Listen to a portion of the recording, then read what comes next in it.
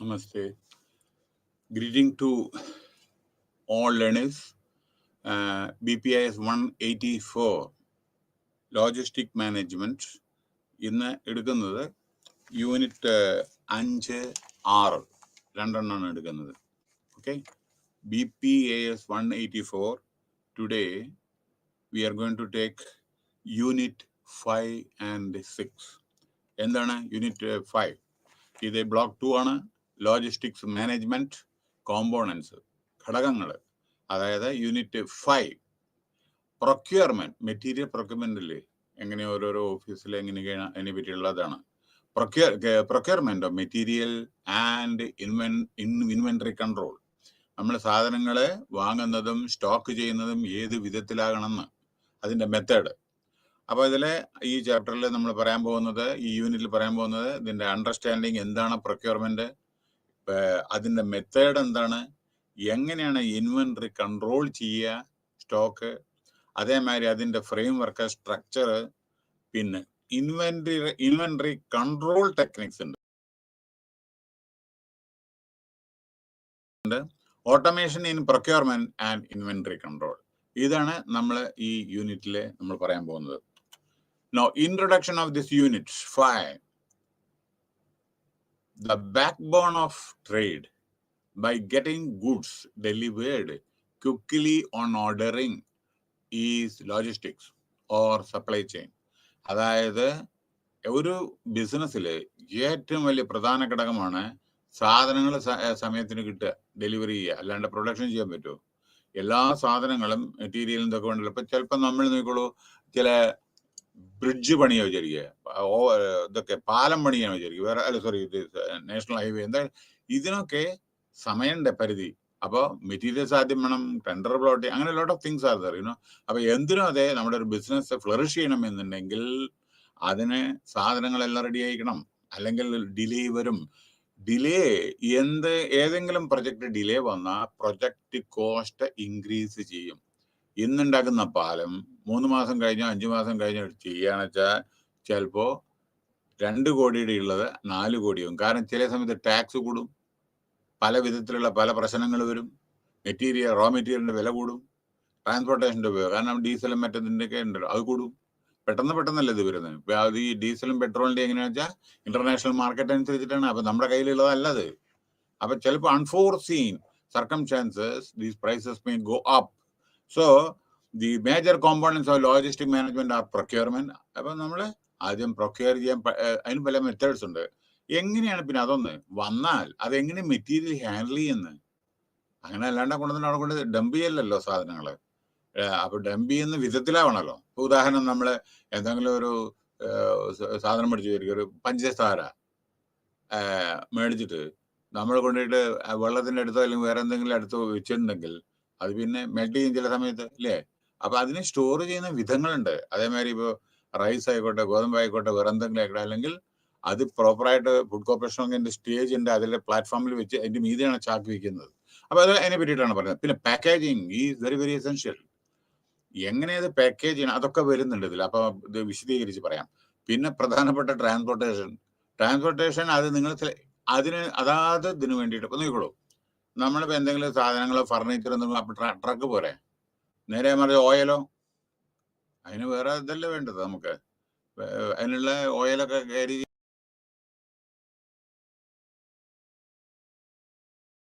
പിന്നെ ഇപ്പോ വെള്ളം കുടിക്കുന്ന അതിനുള്ള ഇത് സെപ്പറേറ്റ് ആണ്. ആ വെള്ളത്തിന് വേണ്ടി ഡ്രിങ്കിങ് വാട്ടറിന് വേണ്ടി ഉപയോഗിക്കുന്ന ട്രക്ക് ഇത് വേറെ ഏതെങ്കിലും ഉപയോഗിക്കാൻ പാടില്ല.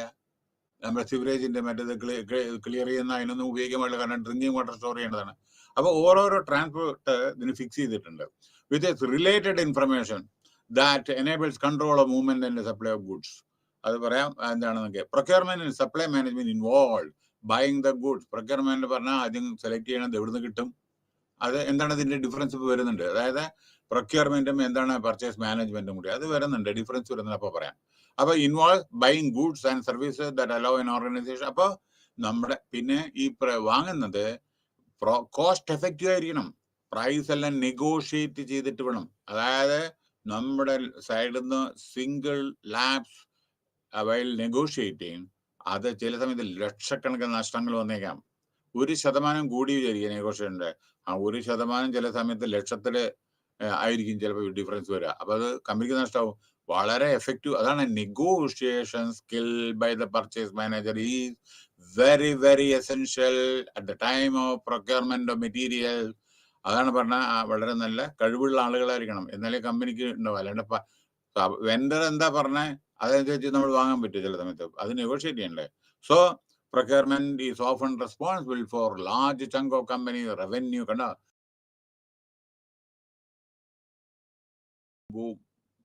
പ്രൊക്യൂർമെന്റ് എന്ന് പറഞ്ഞാൽ നമ്മുടെ പൈസ അങ്ങോട്ട് പോകണം. So small reduction in cost can have A huge impact on the provides. നോക്കൂ, ചിലപ്പോൾ നമ്മുടെ നേഷൻ റാഫേൽ വിമാനങ്ങളൊക്കെ ഉണ്ടല്ലോ, അതിൽ ചെറിയ റിഡക്ഷനോ എന്തെങ്കിലും വന്നിട്ടുണ്ടെങ്കിൽ ചിലപ്പോൾ ലക്ഷക്കണക്കിലാണ് രാജ്യത്തിന് ലാഭം വരിക. അപ്പോൾ അതുകൊണ്ട് വളരെ വളരെ നമ്മൾ കൺട്രോൾഡ് വേ ആയിരിക്കണം ഇത്തരത്തിലുള്ള കാര്യങ്ങൾ ചെയ്യുക, അല്ലെങ്കിൽ അത് ഓർഗനൈസേഷൻ നഷ്ടമായിരിക്കും. So the process employed to maximize companies use of inventory is inventory control.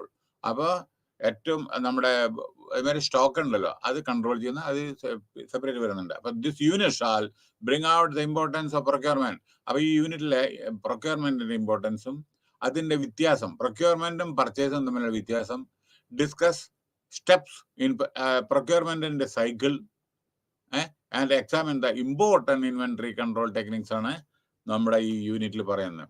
Understanding procurement, purchasing, sourcing, അതാണ് ഓരോന്ന്. എന്താണ് ഇതിന്റെ വ്യത്യാസങ്ങളൊക്കെ പറയാൻ പോകുന്നു. പ്രൊക്യൂർമെന്റ് വേഴ്സസ് പർച്ചേസ് രണ്ടും ഡിഫറെന്റ് ആണ്. Procurement and purchasing are two different processes that are done during the process of acquiring goods. സാധനം purchase ചെയ്യാൻ ഈ രണ്ട് ഫംഗ്ഷനാണ്, രണ്ട് ഏരിയ ആണത്, പ്രൊക്യൂർമെന്റും പർച്ചേസിങ്. അതിന് എന്താ ഡിഫറൻസ് പിന്നീട് വരുന്നുണ്ട്, അപ്പോൾ മനസ്സിലാക്കിക്കോളൂ, പറയാം. And services for an organization. ഇനി പ്രൊക്യൂർമെന്റ് എന്താണ്? ഇവിടെ രണ്ടും കൂടിയിട്ടുള്ള ഡിഫറൻസ് ആണ് ഇവിടെ കാണിക്കുന്നത് കേട്ടോ, പ്രൊക്യൂർമെന്റും പർച്ചേസിങ്ങും. No, procurement is a strategic process of protect or service sourcing. എവിടെ നിന്നാണ് സാധനങ്ങൾ കിട്ടുക, അല്ലെങ്കിൽ സർവീസ് എവിടെ നിന്നാണ് കിട്ടുക. ഇറ്റ് കംപ്രൈസസ് എന്താണ് പ്രൊക്യൂർമെന്റിന്റെ ഈ താഴെ പറയുന്ന ആക്ടിവിറ്റീസ് ആണ്. ഒന്ന്, നമ്മുടെ കമ്പനിക്ക് ആവശ്യം വേണം, അതൊക്കെ പ്രൊക്യൂർമെന്റ് ആവശ്യമുണ്ടെങ്കിൽ വാങ്ങേണ്ട ആവശ്യമുള്ളൂ. അപ്പോൾ ആദ്യം ഐഡന്റിഫൈ നീഡ്സ് ആൻഡ് റിക്വയർമെന്റ്. ആദ്യം കമ്പനിയിൽ എന്താണ് വേണ്ടതെന്ന് അറിയണ്ടേ, റിക്വയർമെന്റ്. അല്ലാണ്ട് ചുമ്മാ നമ്മൾ പോയിട്ട് ഓർഡർ ചെയ്യരുത്. കാരണം ഓർഡർ ചെയ്യുമ്പോൾ ഓർക്കണം കമ്പനിയുടെ പൈസ അങ്ങോട്ടല്ലേ പോകുന്നത്.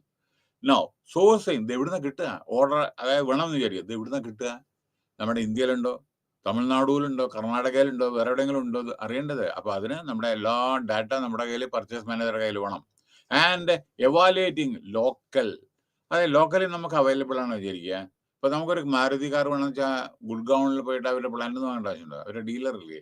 അപ്പൊ ലോക്കലി അവൈലബിൾ ആണ് ഒരു സാധനം എന്ന് വെച്ചാൽ അത് ലോക്കലിൽ നിന്ന് കിട്ടും. അപ്പൊ നമുക്ക് അതേ പ്രൈസിന് കിട്ടും. അവരുടെ തന്നെ ഇതല്ലേ. ഇപ്പൊ നോക്കൂ, LG റെഫ്രിജറേറ്റർ നമ്മൾ പോയിട്ട് ഗുഡ്ഗൗൺ അവരുടെ പ്ലാന്റിൽ പോയിട്ട് എവിടെയെങ്കിലും വാങ്ങേണ്ട ആവശ്യമുണ്ടോ? അത് ഇവിടെ അവർ ഡീലറില്ലേ? അപ്പൊ നമുക്ക് അത് സേവ് ചെയ്യാം, നമുക്ക് പെട്ടെന്ന് ടൈം എല്ലാം സേവ് ചെയ്യാം. So identify needs and requirement, sourcing, അതായി നെഗോഷിയേറ്റ്. ഇത് വളരെ പ്രാധാന്യം, എല്ലാ ടേംസും നെഗോഷിയേറ്റ് ചെയ്യണം. അതായത് അവരുടെ കണ്ടീഷൻ ഉണ്ടല്ലോ, നമ്മുടെ സാധനം വാങ്ങുമ്പോൾ അവർക്ക് ചില കണ്ടീഷൻ ആയിരിക്കും. ആ കണ്ടീഷൻ നെഗോഷിയേറ്റ് ചെയ്തിട്ട് വേണം നമ്മൾ ഫിക്സ് ചെയ്യാൻ ഓരോരോ പ്രൈസസ്. അതല്ല എന്നുണ്ടെങ്കിൽ കമ്പനിക്ക് വലിയ നഷ്ടങ്ങൾ. പിന്നെ ടേംസ് ആൻഡ് കണ്ടീഷൻസ് അതും ശ്രദ്ധിക്കണം. പിന്നെ പലരും പല പ്രശ്നം എന്താ ചെയ്യുന്നത് വെച്ചാൽ, പർച്ചേസ് ഓർഡറിന്റെ പിന്നിൽ ടേംസ് ആൻഡ് കണ്ടീഷൻ ഉണ്ട്, അതാരും വായിക്കില്ല. വായിക്കണം. ചിലത് ഉണ്ടോ എന്നറിയോ? എന്തിനാ വായിക്കണം പറഞ്ഞറിയോ? ചിലപ്പോൾ നമ്മൾ സാധനങ്ങൾ വാങ്ങുമ്പോൾ 50% ക്യാഷ് അപ്പം കൊടുക്കണം. പിന്നെ ബാലൻസ് സാധനങ്ങൾ കിട്ടിയതിന്റെ ശേഷം ഇത്ര ദിവസത്തിനുള്ളിൽ കൊടുക്കണം. സാധനങ്ങൾ പ്ലാന്റിൽ വന്നതിന്റെ ശേഷം 20 ദിവസമോ 25 ദിവസത്തിനുള്ളിൽ ബാലൻസ് എമൗണ്ട് കൊടുക്കണം, അല്ലെങ്കിൽ 15 ദിവസത്തിനുള്ള കൊടുക്കണം. അതൊക്കെ ടേംസ് ആൻഡ് കണ്ടീഷൻ. അപ്പൊ ആ ടേംസ് ആൻഡ് കണ്ടീഷൻ ശരിക്കും വെക്കണം. ചിലർ പറയാ സാധനം തന്നത് തിരിച്ചെടുക്കില്ല. അപ്പൊ എന്ത് ചെയ്യും? ഇപ്പൊ ഒരു മിനിറ്റ്, മെഡിക്കൽ ഷോപ്പിൽ നിന്ന് നിങ്ങൾ 1000 ഉറുപ്പിയുടെ മരുന്ന് വാങ്ങിയ, ഇപ്പൊ 1000 ഉറുപ്പിയുടെ മരുന്ന് പറഞ്ഞാൽ നമ്മുടെ പോക്കറ്റിലിടാൻ പോലും എത്രയേ ഉള്ളൂ സാധനങ്ങൾ, മനസ്സിലായില്ലേ? ഓരോരോ മെഡിസിൻ 1000 ഉറുപ്പിയുടെ എന്താണ് ഇതിന് മെഡിക്കൽ സ്റ്റോറത്തെ once sold will not be return back, taken back, തിരിച്ച്. അപ്പൊ ഈ കണ്ടീഷൻസ് ഒക്കെ നോക്കണം. എടുക്കില്ല എന്ത് ചെയ്യാ പിന്നെ? അപ്പൊ അതൊക്കെ നോക്കണം, terms and condition. No, negotiative terms പറഞ്ഞു, കണ്ടീഷൻ പറഞ്ഞു, കോൺട്രാക്ട് പറഞ്ഞു. അതെത്ര ഈ കോൺട്രാക്ട് ഈ മാസം ഇത്ര, അടുത്ത മാസം ഇത്ര, മൂന്നാമത്തെ മാസം ഇത്ര എന്ന് കൊണ്ടൊക്കെ ചിലതുണ്ട് അവരുടെ അഗ്രിമെന്റ് മറ്റേതൊക്കെ ഉണ്ട്. കാരണം ചിലപ്പോൾ നമുക്ക് ഇപ്പം ആവശ്യം ഉണ്ടാവില്ല, ഒരു 3 മാസം കഴിഞ്ഞിട്ട് മതി കുറച്ച്. ഇപ്പം നമുക്ക് ഇമ്മീഡിയറ്റ് ആയിട്ട് 20 25 വേണ്ടി വരും. അത് കഴിഞ്ഞാൽ നമുക്ക് 50 വേണ്ടി വരും. അപ്പോൾ പ്രൊഡക്ഷൻ കപ്പാസിറ്റി അനുസരിച്ചിട്ടാണ് അതൊക്കെ. അതാണ് കോൺട്രാക്ട്. പിന്നെ ബിൽഡിംഗ് ആൻഡ് മാനേജിങ് സപ്ലൈ വളരെ ശ്രദ്ധാപൂർവം കേൾക്കുക.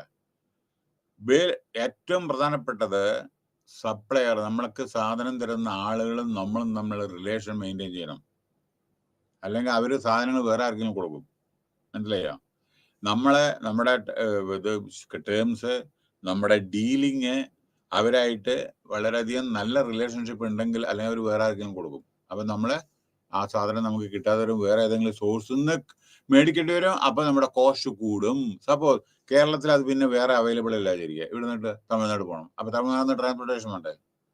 അപ്പോൾ മനസ്സിലായില്ലേ? അപ്പം ഇങ്ങനെയൊക്കെയുള്ള പ്രശ്നങ്ങളുണ്ട്. പിന്നെ പെർഫോമിംഗ് അതായത് building okay, performing cost savings and profit മതി. അപ്പോൾ നമ്മൾ ഈ എക്സ്പെൻഡിച്ചറ് റെഡ്യൂസ് ചെയ്ത നോക്കൂ, ഷിപ്പിലാണ് വെച്ചാൽ അധികം കോസ്റ്റ് ഇല്ല, പ്ലെയിനിൽ കാർഗോ ആണ് വെച്ചാൽ കോസ്റ്റ് കൂടുതലാണ്.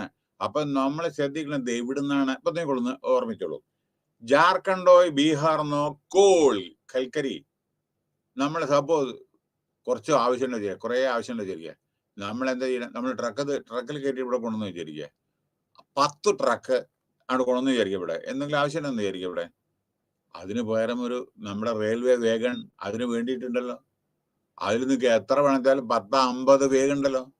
അപ്പോൾ നമ്മുടെ റിക്വയർമെന്റ് അനുസരിച്ച് 2 വേഗനം 3 വേഗനം എന്തെങ്കിലും ബുക്ക് ചെയ്ത് 4 വേഗനം 10 വേഗനം ബുക്ക് ചെയ്തിട്ട് അതിൽ കൊണ്ടുവരല്ലോ. അപ്പോൾ നമുക്ക് കോസ്റ്റ് വളരെ നേരെ മതി. ട്രക്കിലാണെച്ചാലോ ട്രക്കിന് ടാക്സ് ഉണ്ട്, ഇൻട്രസ്റ്റേറ്റ് മറ്റേതുണ്ട്, GST ഉണ്ട്, അതുണ്ട്, ഇതുണ്ട്, എല്ലാം ഉണ്ട്. പക്ഷെ അത് അപ്പൊ ചിലത് നോക്കണം, ഏത് ട്രാൻസ്പോർട്ടേഷനാണ് മെച്ചം. ഇപ്പൊ നിങ്ങൾ ചിലത് ഷിപ്പിൽ പോകുന്നുണ്ട്, വെള്ളത്തിൽ അതിന്റെ കോസ്റ്റ് കൂടുതൽ കമ്മിയാണ്, sorry, as compared to air. മനസ്സിലായില്ലേ? അപ്പൊ അതൊക്കെ നമ്മൾ അതനുസരിച്ച് പ്രവർത്തിക്കണം. So processing and organising. ഇനി പ്രധാനപ്പെട്ട ഒരു കാര്യം, മേടിച്ചാൽ പറ കാശും കൊടുക്കണം തിരിച്ച്. അതാണ് പറഞ്ഞത്, ആ ടേംസ് ആൻഡ് കണ്ടീഷൻ നോക്കണം. ചിലത് 50% അഡ്വാൻസ് വേണം, ബാക്കി 30% ഇത് കിട്ടിയ ഉടനെ. അപ്പൊ 50, 30, 80 20% അത് കഴിഞ്ഞിട്ട് ഇത്ര 25 ദിവസത്തിനുള്ള 30 ദിവസത്തിനുള്ള അങ്ങനെയൊക്കെ ടേംസ് ആൻഡ് കണ്ടീഷൻ ഉണ്ടായിരിക്കും. അപ്പൊ പക്ഷെ ഇതേ പ്രകാരം നമ്മൾ അഡ്ഹെയർ ചെയ്തില്ലെങ്കിൽ അടുത്ത ഓർഡർ വരുമ്പോൾ അവർ 10 പ്രാവശ്യം ആലോചിക്കും കൊടുക്കണോ കൊടുക്കണ്ടെന്ന്. ആ ടേംസ് ആൻഡ് കണ്ടീഷൻ നമ്മളെ കുറച്ച് 4-5 ദിവസം അങ്ങോട്ട് അത് അവരെ കമ്മ്യൂണിക്കേറ്റ് ചെയ്താൽ മതി. ഇങ്ങനെ ജസ്റ്റ് ഒരു സ്മോൾ ഡീൽ ഉണ്ട്, അപ്പൊ അവരെ അഗ്രി ചെയ്യും. പക്ഷെ communication plays a vital role in business transaction. നിങ്ങൾ ചുമ്മാ ഒന്നും പറയാതെ പേയ്മെന്റും കൊടുത്തല്ലേ വിചാരിക്കുക, അപ്പൊ എന്തായിരിക്കും സ്ഥിതി? നേരെ മറിച്ച് എങ്ങനെയാണ് ഇത്തരത്തിൽ ചെറിയൊരു ഇഷ്യൂ ഉണ്ട്, ഞങ്ങൾ ജസ്റ്റ് അല്ലെങ്കിൽ ബാങ്ക് ഹോളിഡേയ്സ് ഉണ്ട്, ചെക്ക് തരാൻ ഇത്ര ഇതുണ്ട്, 1 വീക്ക് ഓർ സംതിങ്, അപ്പൊ അവർ അഗ്രി ചെയ്യും. That means we have to maintain a good relationship with the vendors, suppliers. The role of procurement in an organization is to നമ്മുടെ role, procurement role, uninterrupted flow of raw material. നോക്കൂ, നമ്മുടെ national thermal power station ഉണ്ടല്ലോ, അതിൽ കൽക്കരിയില്ലെങ്കിൽ എന്താ ചെയ്യുക, പിന്നെ എന്ത് produce ചെയ്യുക? അപ്പോ അൺഇൻറപ്റ്റഡ് ഫ്ലോ ഓഫ് റോ മെറ്റീരിയൽ. മനസ്സിലാക്കുക? ചിലപ്പോ സപ്ലൈ നമ്മുടെ ഇലക്ട്രിസിറ്റി, അൺഇൻറപ്റ്റഡ് ഇലക്ട്രിസിറ്റി വേണം. ചിലത് എന്ത് പറ്റണം അറിയോ? ചില സമയത്ത് ഇപ്പൊ ഈ നമ്മുടെ സ്പേസിലൊക്കെ നമ്മുടെ I was working there actually, അവിടെ നമ്മൾ ഉണ്ടാക്കുന്ന very large VLSI integrated circuits, ഇതൊക്കെ പ്രൊഡ്യൂസ് ചെയ്യണമെന്നുണ്ടെങ്കിൽ അൺഇൻറപ്റ്റഡ് പവർ ആയിരിക്കണം. അഥവാ അതിൻ്റെ ഉള്ളിൽ പവർ പോയി ചെയ്യുക, കംപ്ലീറ്റ് വലിച്ചെറിയാനേ പറ്റും അത്, പിന്നെ അത് റീയൂസ് ചെയ്യാൻ പറ്റില്ല. പിന്നെ നമുക്ക് കാരണം എന്താ വെച്ചാൽ ഇതിൻ്റെ ഇടയിൽ ലൈറ്റ് അണുകയോ എന്തെങ്കിലും ചെയ്തിട്ടുണ്ടെങ്കിൽ പിന്നെ അങ്ങനെ അത് വലിച്ചെറിയാനേ പറ്റൂ. അപ്പൊ അൺഇൻറപ്റ്റഡ്. അപ്പൊ എന്താ ചെയ്യുക? നമ്മളെ ഡയറക്റ്റ് ആയിട്ട് ഇലക്ട്രിസിറ്റി ബോർഡിൽ നിന്ന് നമ്മൾ ഡയറക്റ്റ് ലൈൻ കേബിൾ എല്ലാം വലിച്ച് അതേമാതിരിയുള്ള അവരുടെ പെർമിഷനൊക്കെ എടുത്തിട്ട് അവർ ദേ വിൽ എൻഷുർ ദാറ്റ് നമ്മുടെ അതിനുള്ള കുറച്ച് പൈസ കൂടുതൽ വരും. അപ്പൊ കാരണം എന്താ പറയുക, ചില സമയത്ത് ഒരു മിനിറ്റ്, ഇനി ഇപ്പൊ നിങ്ങൾക്ക് പെട്ടെന്ന് മനസ്സിലാവുന്ന ഉദാഹരണം പറയാം. വാറ് 1971 വാറ്, പാകിസ്ഥാൻ ബംഗ്ലാദേശ്, ആ ടൈമല്ലേ. സൈവാസ് ഇൻ ബോംബെ. ഞാൻ പറഞ്ഞുതരാം. ബോംബെയിൽ ഒരു ദിവസം നിങ്ങൾക്കറിയാലോ ബ്ലാക്ക് ഔട്ട് ഉണ്ടാവും വാറില്. വാർ ടൈമിൽ രാത്രി ലൈറ്റ് കിട്ടാൻ നിങ്ങൾ അനുഭവിച്ചിട്ടുണ്ടാവില്ല ചിലപ്പോൾ.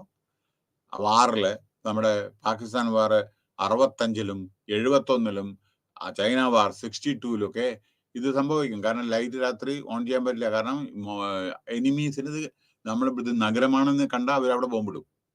അപ്പൊ ലൈറ്റ് ഓഫ് ചെയ്യണം, അത് നിർബന്ധമാണ്. അപ്പോൾ എന്ത് ചെയ്തു, അവിടെ വാർ ടൈമിൽ അവർക്ക് പക്ഷെ അഡ്വാൻസ് ഇൻഫർമേഷൻ കൊടുക്കും. സൈറൺ അടിക്കും. സൈറൺ അടിച്ചാൽ ലൈറ്റ് ഓഫ് ചെയ്തോളണം, നിർബന്ധം. ലൈറ്റ് കത്താനേ പാടില്ല. കാരണം ലൈറ്റ് കത്തിയിട്ടുണ്ടെങ്കിൽ എനിമീസിന് മനസ്സിലാവും ഇതൊരു സിറ്റിയാണ്, അതിന്റെ സിറ്റിയുടെ കൊടുത്ത് ബോംബിടും. അങ്ങനെയാണ്. അപ്പോ ലൈറ്റ് ഓഫ് ചെയ്തു. ബോംബെയില് നിങ്ങളൊന്ന് ആലോചിച്ച് നോക്കൂ, ഒരു 5 മിനിറ്റ് ഇലക്ട്രിസിറ്റി ഇല്ലായിരുന്നെങ്കിൽ എന്താ സ്ഥിതി ഒന്ന് ആലോചിച്ച് നോക്കൂ. ഒരു ദിവസം തന്നെ എത്ര ട്രെയിനാണ്, ഇലക്ട്രിക് ട്രെയിനാണ് ഓടുന്നത്, സബർബൻ ട്രെയിൻ, അറിയാമോ? മനസ്സിലായില്ലേ? 2 റെയിൽവേയും കൂടി നോക്കണ സമയത്ത് അറ്റ്ലീസ്റ്റ് ഒരു സോ മെനി പറയാൻ പറ്റില്ല. അതായത് so many trains, every 2 minutes ഒരു ട്രെയിനാണ് ബോംബെയില്. ഇപ്പൊ 1 മിനിറ്റ് എന്തോ ആയിട്ടുള്ളതുകൊണ്ട് എവറി 2 മിനിറ്റ്സ് ട്രെയിനാണ് ഇലക്ട്രിക് ട്രെയിൻ. ഇതെങ്ങനെ ഓടും?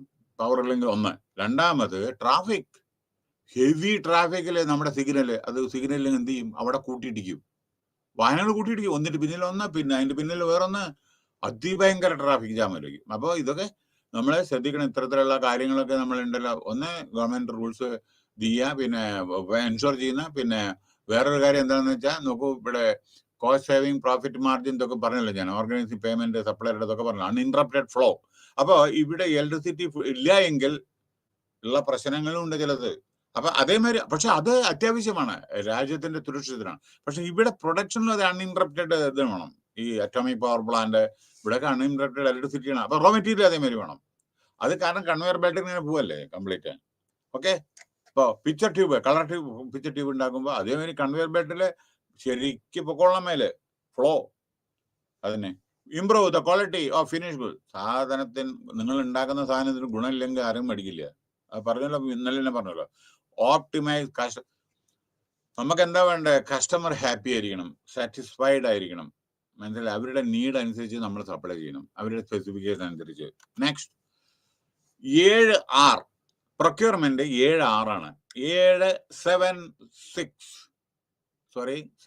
R's. 6 റൈറ്റ് പ്രൈസ്, പറയേണ്ട ആവശ്യമില്ലല്ലോ.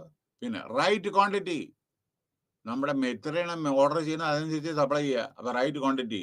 റൈറ്റ് ക്വാളിറ്റി, ഏതെങ്കിലും ക്വാളിറ്റി പോരാ, റൈറ്റ് ക്വാളിറ്റി വേണം, നല്ല ക്വാളിറ്റി. ഒരു ടയർ മേടിക്കുകയായിരിക്കും, ബസ്സിനോ അല്ലെങ്കിൽ വേറെ കാറിന്റെ. ഈ ടയറിന് എത്ര ക്വാളിറ്റി, ഏതെല്ലാം വിധത്തിലുള്ള ക്വാളിറ്റിയുള്ള ട്രെയിൻ ഉണ്ട്, ടയർ ഉണ്ട്. അതേമാതിരി ഓരോ ഇതും സാധനങ്ങൾ ക്വാളിറ്റി നോക്കണം. പിന്നെ ഡെലിവറി റൈറ്റ് ടൈമിനാണോ, അല്ലെങ്കിൽ അഫക്റ്റ് ചെയ്യും പല കാര്യങ്ങളും. റൈറ്റ് പ്ലേസ്, നമ്മൾ പറഞ്ഞ ട്രിവാൻഡ്രത്ത് കൊടുക്കാൻ വേണ്ടിയിട്ട് നമ്മൾ കന്യാകുമാരി കൊണ്ട് കൊടുത്തതായിരിക്കും സ്ഥിതി, അല്ലെങ്കിൽ വേറെ എവിടെയെങ്കിലും കൊണ്ട് കൊടുത്തല്ല. കാശ്മീർ കൊണ്ട് കൊടുത്ത എന്താ സ്ഥിതി? കാശ്മീർ വരെ ട്രിവാൻഡ്രം കൊണ്ടുവരണ്ടേ? എവിടെയാണ് കാശ്മീർ, എവിടെയാണ് ട്രിവാൻഡ്രം? Right place. പിന്നെ റൈറ്റ് സോഴ്സ്, നമ്മൾ വാങ്ങുന്നത് കറക്റ്റ് ആയിട്ടുള്ള റിപ്പോർട്ടഡ് ഫേംസ്, ആ സോഴ്സ് നമ്മൾ ഐഡന്റിഫൈ ചെയ്യണം. അതൊക്കെ പർച്ചേസ് ഡിപ്പാർട്ട്മെന്റ് ഡ്യൂട്ടിയാണ്, അതെല്ലാവരും ചെയ്യും. പിന്നെ ഇതെല്ലാം കഴിഞ്ഞ് റൈറ്റ് സർവീസ്. വാങ്ങിയാൽ മാത്രം പോരാ, ആ കൊടുത്ത ആള് അത് ചില സമയത്ത് ചിലപ്പോൾ എന്തെങ്കിലും മെറ്റീരിയൽസിന്റെ എന്തെങ്കിലും പ്രശ്നം നമ്മളെ വന്നിട്ട് അതേമാതിരി റീപ്ലേസ് ചെയ്യാനോ അതൊക്കെ ഓരോന്നുണ്ടല്ലോ. അത് വാറണ്ടി പീരീഡ് ഉണ്ടോ, ആ സമയത്ത് റൈറ്റ് സർവീസ് കൊടുത്തിട്ടില്ല എങ്കിൽ ആ കമ്പനി ബ്ലാക്ക് ലിസ്റ്റിൽ പെടും. പിന്നെ ഒരാൾ സാധനങ്ങൾ വരില്ല ഇവിടുന്ന്. അപ്പോൾ right service is very essential. Now അപ്പൊ നമ്മൾ പ്രൊക്യൂർമെന്റിനെ പറഞ്ഞു. ഇനി purchasing. It include the process control with acquiring goods and services. അതായത് ഗൂഡ്സും സർവീസും വാങ്ങുന്നത്. മറ്റേത് അത് ഇൻക്ലൂഡിങ് പേയ്മെന്റ് ഓഫ് ഇൻവോയ്സസ്, ബില്ലിന്റെ കാശ്, being A part of the wider procurement process. മനസ്സിലായില്ലേ? അപ്പൊ പർച്ചേസിങ് പറഞ്ഞാൽ എന്താണ്? ഇത് പ്രൊക്യൂർമെന്റ് പ്രോസസ്സിലാണ്. മറ്റേത് ഇത് പേയ്മെന്റും പിന്നെ സാധനങ്ങൾ എവിടുന്ന് വാങ്ങുന്ന ഏതാണ് സോഴ്സ്. പർച്ചേസിങ് പറഞ്ഞാൽ is a function that focuses on how products and services are acquired and ordered, such as raising purchase order and arranging payment. നോക്കൂ, ചിലപ്പോൾ DD ആയിരിക്കും, ചിലപ്പോൾ ഹുണ്ടി ആയിരിക്കും, പ്രോമിസറി നോട്ട് ആയിരിക്കും, ചിലപ്പോൾ ക്യാഷ് ആയിരിക്കും, ചിലപ്പോൾ ബാങ്ക് ഇതായിരിക്കും. അതൊക്കെ തന്നെയാണ്, അതാണ് പർച്ചേസ് മാനേജ്മെന്റ്. അതായത് purchasing is a function that focuses on how പ്രൊഡക്റ്റും സർവീസ് എങ്ങനെ കിട്ടുക, എങ്ങനെ ഓർഡർ ചെയ്യണ്ടേ, എങ്ങനെ പർച്ചേസ് ഓർഡർ എവിടെ പ്ലേസ് ചെയ്യണം, അത് പ്രോപ്പറായിട്ട് നമ്മൾ ശ്രദ്ധിച്ച് ചെയ്യണം. പർച്ചേസ് ഓർഡറിന്റെ അനുസരിച്ചാണ് നമ്മുടെ സപ്ലൈ. പിന്നെ അവരുടെ പേയ്മെന്റ് ഉണ്ടാവും. ചിലപ്പോൾ ഓർഡറിനോടൊപ്പം ഇത്ര പൈസ എന്നുണ്ടാവും, നമ്മൾ ട്രാൻസ്ഫർ ചെയ്യേണ്ടി വരും. ഇപ്പോൾ ഇലക്ട്രോണിക് ട്രാൻസ്ഫർ അല്ലേ ഇപ്പോൾ കംപ്ലീറ്റ്. അപ്പൊ അതൊക്കെ ശ്രദ്ധിക്കണം. ഇതൊക്കെയാണ് നമ്മുടെ പർച്ചേസിങ്. പ്രൊക്യൂർമെന്റ് മെത്തേഡ് അടുത്ത് വരുന്നു. Method. The procurement method include identifying a specific product or service requirement, അതായത് and the various steps how a business finds a new or existing supplier, builds suppliers relation, measures ഇതൊക്കെ പറഞ്ഞു. Cost saving പറഞ്ഞു. Minimise risk കൂടുതൽ പാടില്ല. ഓരോരോ കാര്യങ്ങൾ വാങ്ങുമ്പോൾ അത് റിസ്ക് എടുക്കരുത്. റിസ്ക് ഫാക്ടർ പാടില്ല. ചിലപ്പോൾ വരണ സമയത്ത് ഇതിവിടെ എത്തില്ലെന്ന് അങ്ങനെയൊക്കെ ഉണ്ടല്ലോ ചില കാര്യങ്ങൾ. And predominantly focus value and return on investment. നിങ്ങളെ എന്ത് വാങ്ങുന്നുവോ, എത്ര പൈസ ചെലവഴിക്കുന്നുവോ, അതിനനുസരിച്ച് നിങ്ങൾ പ്രൊഡക്ഷൻ ഉണ്ടോ നോക്കണം, കസ്റ്റമർ വാങ്ങുന്നുണ്ടോ നോക്കണം. അപ്പൊ നിങ്ങൾ മെറ്റീരിയൽ കോസ്റ്റിന് അനുസരിച്ച് അതേമാതിരി സെല്ലിംഗ് പ്രൈസ് ഫിക്സ് ചെയ്യണം. അടുത്ത് typical procurement process can involve the following steps. ഒന്ന്, സർവേയിങ് ദ മാർക്കറ്റ്. നമ്മൾ ഇത് പ്രൊക്യൂർമെന്റ് ചെയ്യുമ്പോൾ എന്താ വേണ്ടത്, വാങ്ങുമ്പോൾ മാർക്കറ്റ് സർവേ ചെയ്യും. മാർക്കറ്റിൽ എന്താണ് റേറ്റ് നോക്കുക ആദ്യം, അല്ലെ? ഒരു വീട് വാങ്ങണം വിചാരിക്കുക, നമ്മൾ മാർക്കറ്റ് പ്ലേസ് സർവേ ചെയ്യില്ലേ, എവിടുത്തെ ഫ്ലാറ്റ് എങ്ങനെയാണ്, ഇതിനെന്താ വില, അതിനെന്താ വില എന്നൊക്കെ നോക്കില്ലേ. അതേമാതിരി ഓരോ സാധനങ്ങളെ ടേക്ക് ദി എക്സാമ്പിൾ, ഇപ്പോൾ നമ്മുടെ ഓരോരോ സാധനങ്ങൾ മാർക്കറ്റിൽ വാങ്ങുമ്പോൾ അവിടെ എന്താണ് വില, ഇവിടെ എന്താണ് വില. ഇപ്പൊ ചിലർ മാഹിയിൽ പോയിട്ട് ഓരോ സാധനങ്ങൾ വാങ്ങുന്നുണ്ട്. എന്താ കാരണം? So just day before yesterday I was going by car, and when I reached Mahi, which is in Pondicherry near Kozhikode and Thalassery, ഡ്രൈവറെ മാഹി പെട്രോൾ പമ്പിൽ നിന്ന് ഡീസൽ മുഴുവൻ ഫുൾ ടാങ്ക് അടിച്ചു. എന്താ കാരണം വെച്ചാൽ 13 രൂപയുടെ 14 പെർ ലിറ്റർ, 14 രൂപയുടെ ഡിഫറൻസ് ഉണ്ട്. അത് അവിടെയും തൊട്ടടുത്ത പെട്രോൾ പമ്പും, മാഹിയുടെ പെട്രോൾ പമ്പ് തൊട്ടടുത്ത മാഹി പോണ്ടിച്ചേരിയിലാണ്, കുറെ ചെറിയ സ്ഥലമാണല്ലത്, near Kozhikode and between Thalassery and this thing. പക്ഷെ അവിടെ ടാക്സ് കമ്മിയാണ്. അപ്പോൾ എല്ലാ വാഹനങ്ങളും ട്രക്കും എല്ലാം അവിടെ പെട്രോൾ മേടിച്ചാൽ അവർക്ക് 1 ലിറ്ററില് 13 രൂപ 14 രൂപ സേവ് ചെയ്യാന്ന് വെച്ചാൽ ഒരാള് 25 ലിറ്റർ ഫുൾ ടാങ്കോ അല്ലെങ്കിൽ 30 ലിറ്റർ കാണാൻ എത്ര പൈസ സേവ് ചെയ്യാന്ന് ആലോചിച്ച പോരെ. Okay, no market. അപ്പൊ മാർക്കറ്റ് എവിടെ നിന്നാണ് നല്ല കാര്യങ്ങൾ കിട്ടാൻ നോക്കുക. തന്നെ ഐഡന്റിഫൈങ് പൊട്ടൻഷ്യൽ സപ്ലൈ പറയണ്ടല്ലോ.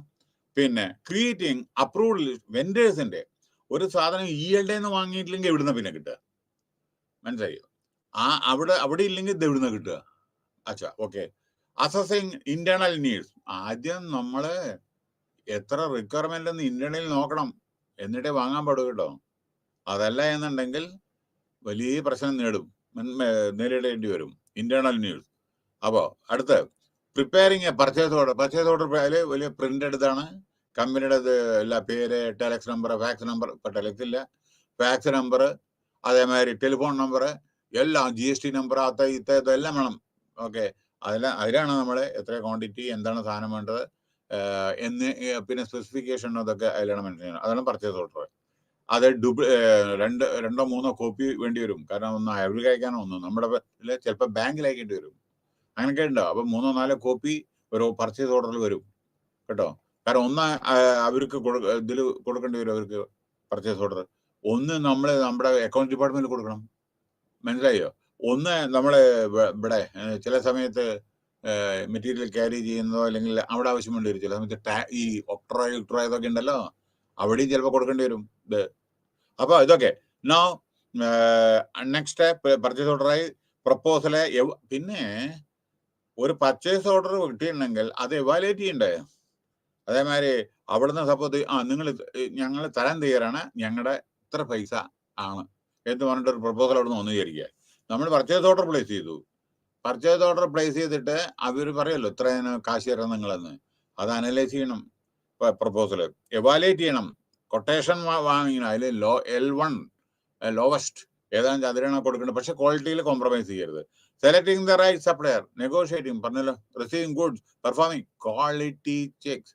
സാധനങ്ങൾ വരുമ്പോൾ ക്വാളിറ്റി പ്രോപ്പറായി ചെക്ക് ചെയ്തിട്ടില്ലെങ്കിൽ സ്ഥിതി ഗൗരവമായിരിക്കും. ഓക്കെ, പിന്നെ ഡെവലപ്പിംഗ്. കാരണം ഇതാണ് നമ്മൾ പ്രൊഡക്ഷനിൽ യൂസ് ചെയ്യുന്നത്. നിങ്ങൾ നോക്കൂ, ഡീസൽ അടിക്കുന്നതിന് പകരം ഡീസലിലെ മണ്ണെണ്ണയും ഇതൊക്കെ ഉണ്ട്, അഡൾട്ടറേഷൻ മറ്റേത് ചേർത്ത്. എന്തായിരിക്കും നമ്മുടെ വണ്ടിയുടെ എഞ്ചിന്റെ ഇപ്പൊ കുഴപ്പമില്ല, വണ്ടി ഓടും. അത് കഴിഞ്ഞിട്ട് എഞ്ചിൻ തകരാറാവില്ലേ? അതിൽ മണ്ണെണ്ണയിൽ നമ്മുടെ ട്രക്കിന്റെ എഞ്ചിനോ കാറിന്റെ എഞ്ചിനോ ഓടിയിട്ടുണ്ടെങ്കിൽ. അപ്പോ ഇത് നമ്മൾ എന്താ ശ്രദ്ധിക്കേണ്ടത് വെച്ചാൽ ഇത്തരത്തിലുള്ള കാര്യങ്ങളെല്ലാം നമ്മൾ ശ്രദ്ധിക്കണം. കാരണം receiving goods and performing quality checks വളരെ എസെൻഷ്യൽ ആണ്. ഡെവലപ്പിംഗ് ആൻഡ് മാനേജിങ് കോൺട്രാക്ട്, ഏറ്റവും നല്ല കോൺട്രാക്ട് കണ്ടീഷൻസ്, അതായത് സപ്ലയറും സപ്ലയറും തമ്മിലുള്ള കോൺട്രാക്ട്. പിന്നെ ഇൻവോയ്സ്, നമ്മൾ ഒരു ഇൻവോയ്സ് അവരുടെ ഇൻവോയ്സ് നമ്മൾ അപ്രൂവ് ചെയ്ത് കൊടുക്കണം. Yes, we are ready, we have received your proposal and it is acceptable to us and kindly supply the items as per the purchase order എന്ന് പറഞ്ഞിട്ട് നമ്മൾ റിപ്ലൈ കൊടുക്കും. അപ്പൊ നമ്മുടെ അപ്രൂവൽ ഉണ്ടെങ്കിൽ മാത്രമേ സാധനം കിട്ടൂ. ആദ്യം പർച്ചേസ് ഓർഡർ കൊടുക്കണം, അത് അപ്രൂവൽ ചെയ്യണം. പിന്നെ അവർ കൊട്ടേഷൻ ഇങ്ങോട്ട് അയക്കും. ആ കൊട്ടേഷൻ നമ്മൾ അപ്രൂവ് ചെയ്ത് അയച്ചാൽ മാത്രമേ അവർ ഇത് തരൂ, സാധനം തരൂ. സാധനം തരുമ്പോൾ പേയ്മെന്റ് ടേംസ് ഞാൻ പറഞ്ഞല്ലോ. എസ്റ്റാബ്ലിഷിംഗ് ഗുഡ് റിലേഷൻ പറഞ്ഞു. പിന്നെ the purchasing process the following step obtaining purchase. ആദ്യം ഈ റിക്വസിഷൻ, നമ്മളിപ്പോ ഇത് സാധനങ്ങൾ ഉണ്ടാക്കുമ്പോൾ ഒരു പാർട്ടി ചെയ്യുമ്പോൾ ആദ്യം അവിടുത്തെ റിക്വസിഷൻ, പിന്നെ റിക്വസ്റ്റിംഗ് പ്രപ്പോസൽ, എവാലുവേറ്റിംഗ് പറഞ്ഞു, ഡിസ്പാച്ചിങ് ഒഫീഷ്യൽ പർച്ചേസ് ഓർഡർ, അതേമാതിരി റിസീവിംഗ് പ്രൊഡക്ട്സ് ആൻഡ് സർവീസ് പറഞ്ഞു, ചെക്കിംഗ് ദ ക്വാളിറ്റി പറഞ്ഞു, പ്രൊവൈഡിങ് പേയ്മെന്റ് പറഞ്ഞു. അതിൽ യാതൊരു ഇതും ചെയ്യരുത്. അല്ലെങ്കിൽ നമ്മൾ പേയ്മെന്റ് ശരിക്കും കൊടുത്തില്ലെങ്കിൽ അടുത്ത പ്രാവശ്യം അവർ സപ്ലൈ ചെയ്യില്ല. ചിലപ്പോൾ 1-2 പാർട്ടികൾ വെച്ചാൽ ഒരു പാർട്ടി തമിഴ്നാട്ടിലോ ഒരു പാർട്ടി തെലങ്കാനയിലാവുമ്പോൾ അവിടുന്ന് സാധനങ്ങൾ വരുമ്പോൾ ഡിലേ ഇല്ലേ. So procurement activities are often split in two distinct categories. One ഈ ഡയറക്റ്റ് ആയിട്ട് നമ്മൾ സ്പെൻഡ് ചെയ്യുന്നത്, രണ്ടാമത് ഇൻഡയറക്റ്റ് ആയിട്ട് പ്രൊക്യൂർ ചെയ്യുന്നത്. ഡയറക്റ്റ് ആയിട്ട് സ്പെൻഡ് ചെയ്യുന്നത്, ഇൻഡയറക്റ്റ് ആയിട്ട് പ്രൊക്യൂർ ചെയ്യുന്നത്. ഓക്കെ, ഇനി procurement cycle, identification of need and requirement, external, അതെ നമ്മുടെ എന്താണ് ആവശ്യം നമ്മൾ നോക്കണം, അല്ലാണ്ട് നമ്മൾ പ്രൊക്യൂർ ചെയ്യരുത്. പിന്നെ എക്സ്റ്റേണൽ മാക്രോ പറഞ്ഞാൽ large level market analysis, cost analysis, supplier identification. പറയേണ്ട ആവശ്യമില്ല. നമ്മളെ സപ്ലയർ എപ്പോഴും നമ്മൾ 3-4 പാർട്ടി ഐഡന്റിഫൈ ചെയ്യണം. ഒരു പാർട്ടിയിൽ മാത്രം മേടിക്കാൻ പാടില്ല കേട്ടോ. ഇപ്പൊ ഗവൺമെന്റിലൊക്കെ ഒരു പാർട്ടിയിൽ തന്നെ മാത്രം മേടിച്ചാൽ വരും. എന്താണത്, നിങ്ങൾ ഒരു സ്ഥലത്ത് തന്നെ മേടിക്കണം? അത് എന്തോ പ്രശ്നം വരും, അല്ല കറപ്ഷൻ വരും, അങ്ങനെയുള്ള പ്രശ്നം വരും. അപ്പൊ നമ്മൾ എപ്പോഴും ഒരു ലിസ്റ്റ് ഉണ്ടാക്കണം വെൻഡേഴ്സിന്റെ. പിന്നെ പ്രധാനപ്പെട്ടത് കമ്മ്യൂണിക്കേഷൻ ഞാൻ പറഞ്ഞു കഴിഞ്ഞു. അങ്ങോട്ടും ഇങ്ങോട്ടുള്ള കമ്മ്യൂണിക്കേഷൻ പ്രോപ്പർ ആയിരിക്കണം. അതിൽ വളരെ നല്ല ലാംഗ്വേജ് ആയിരിക്കണം, പൊളൈറ്റ് ലാംഗ്വേജ് ആയിരിക്കണം. നെഗോഷിയേഷൻ പറഞ്ഞു, ലോജിസ്റ്റിക് ആൻഡ് പെർഫോമൻസ് മാനേജ്മെന്റ് പറഞ്ഞു, സപ്ലയർ മാനേജ്മെന്റ്. നമ്മളെ ആരാണ് സപ്ലൈ ചെയ്യണം, അവരും നമ്മളും തമ്മിലുള്ള റിലേഷൻ, അതാണ് ഇത്. ആ റിലേഷൻ നമ്മൾ പ്രോപ്പർ ആയിരിക്കണം. അടുത്ത് inventory control conceptual frame. Inventory control, നമ്മുടെ സ്റ്റോക്കിന്റെ കൺട്രോൾ. സ്റ്റോക്ക് നമ്മൾ പ്രൊക്യൂർ ചെയ്തിരിക്കുക, സ്റ്റോക്കിൽ കൺട്രോൾ വേണം. സ്റ്റോക്ക് ഇങ്ങോട്ട് വന്നിട്ടുണ്ടെങ്കിൽ അതിനെ കൺട്രോൾ ചെയ്യേണ്ടത് അതെങ്ങനെയാണ്, കണ്ടോളൂ. Inventory control, inventory management, inventory control തമ്മിൽ വ്യത്യാസമാണ്. അതുകൊണ്ട് ഞാൻ ശരിക്കും ഇത് വായിക്കാം. ഇൻവെന്ററി കൺട്രോൾ, അത് കഴിഞ്ഞാൽ inventory management. Inventory control is a system by which material of the right quality കിട്ടുന്നത്, അതായത് യൂസേഴ്സിന് ആവശ്യമുള്ള available to the users at the right time for given production activity. Production activity maintenance or repairs with minimum of investment. Inventory control or stock control is regulating and maximizing companies warehouse inventory. അപ്പൊ inventory control എന്ന് പറഞ്ഞാൽ ആവശ്യമുള്ളത് മാത്രം store ചെയ്യുക, പെട്ടെന്ന് പിന്നെ നമ്മുടെ സാധനം പിന്നെ പ്രൊഡക്ഷൻ ഫ്ലോറിൽ കൊടുക്കുക, അങ്ങനെ നമ്മൾ കൂടുതൽ കെട്ടിക്കിടക്കരുത് അവിടെ. അപ്പൊ അത് കൺട്രോൾ ചെയ്യണം. പിന്നെ it is based on scientific methodological. സാധനം സ്റ്റോർ ചെയ്യുന്നത് കെമിക്കൽ ഒരു ഭാഗത്ത്, പിന്നെ മറ്റുള്ള സാധനങ്ങൾ വേറൊരു ഭാഗത്ത്, തീ പിടിക്കരുത്. ഇതൊക്കെ സയന്റിഫിക് വേ ഓരോ കാര്യങ്ങൾ ചെയ്യണം ആസ് പെർ സ്റ്റാൻഡേർഡ്. ഞാൻ പറയട്ടെ, നമ്മുടെ സാധനങ്ങൾ സ്റ്റോർ ചെയ്യുന്നിടത്ത് ഡീസൽ സ്റ്റോർ ചെയ്യാൻ പറ്റും, പെട്രോളും കെറോസിനും വെക്കാൻ പറ്റുമോ നമ്മുടെ ഗോഡൌണിൽ? അപ്പോൾ അത് വെക്കേണ്ട സ്ഥലത്താണ് വെക്കുക. അപ്പൊ അതാണ് പറഞ്ഞത്. So it based on scientific method, അതൊക്കെ പറഞ്ഞു. സച്ച് ആസ് പിന്നെ വേറെ കാര്യം അസോസിയേറ്റഡ് ഫെയർസ്, ഇൻവെന്ററി മാനേജ്മെന്റ്, അത് വരുന്നുണ്ട്. എന്താണ് such as forecasting within an organization to meet the demand, place already പറഞ്ഞതാണ്. Inventory management. അടുത്ത് inventory management is the process of efficiently overseeing the constant flow of material, continuous flow of material and out, ഉള്ളിലേക്കും പുറത്തേക്കും, of an existing inventory. അതേമാതിരി the process usually involve controlling the material received to prevent the inventory from becoming too high. Dwindling level, അതായത് multiply ചെയ്തിട്ട് കണ്ടമാനം വാങ്ങിക്കൂട്ടല്ല, that could put the operation of the company into jeopardy. ആവശ്യമില്ലാത്ത സാധനങ്ങൾ കുറെ dump ചെയ്തിട്ടുണ്ടെന്നുണ്ടെങ്കിൽ അത് production Zafar ചെയ്യും. കാരണം ഇത് നമ്മുടെ മണി ബ്ലോക്ക് ആവും. A competent inventory management is required. എത്ര സാധനങ്ങൾ ഉണ്ട്, എത്ര ആവശ്യമുണ്ട്, ഇതൊക്കെ ഈ മാനേജ്മെന്റ് വേണം. Inventory management. ആവശ്യമില്ലാതെ സ്റ്റോക്ക് ചെയ്യരുത്. സ്റ്റോക്ക് വന്ന ഉടനെ അതാത് ഏരിയയിലേക്ക് ആരൊക്കെ വേണ്ടത് സപ്ലൈ ചെയ്യണം. Also seeks to control the cost associated with the inquiry, both with the perspective of the total value of the goods included and the tax burden. പിന്നെ നിങ്ങൾ സ്റ്റോക്ക് അങ്ങോട്ട് വാങ്ങിക്കൂട്ടിച്ച് ഇതിന് ടാക്സ് ഒന്നും കൊടുക്കണ്ടേ? GST മറ്റേ ഓരോരോ ടാക്സ് കൊടുക്കണ്ടേ? അപ്പൊ അത് പൈസയല്ലേ ഇതൊക്കെ? അപ്പൊ നമ്മൾ ശ്രദ്ധിക്കണം, ആവശ്യമുള്ളത് മാത്രം ചെയ്യാൻ പാടും. സോ ടാക്സ് ബർഡൻ ഉണ്ടാവും generated by cumulative value of the inventory. കൂടുതൽ സാധനങ്ങൾ വന്നിട്ടാണ് സ്റ്റോക്ക് ചെയ്തിരിക്കുക, ഇതിനൊക്കെ ടാക്സ് കൊടുക്കണ്ടേ?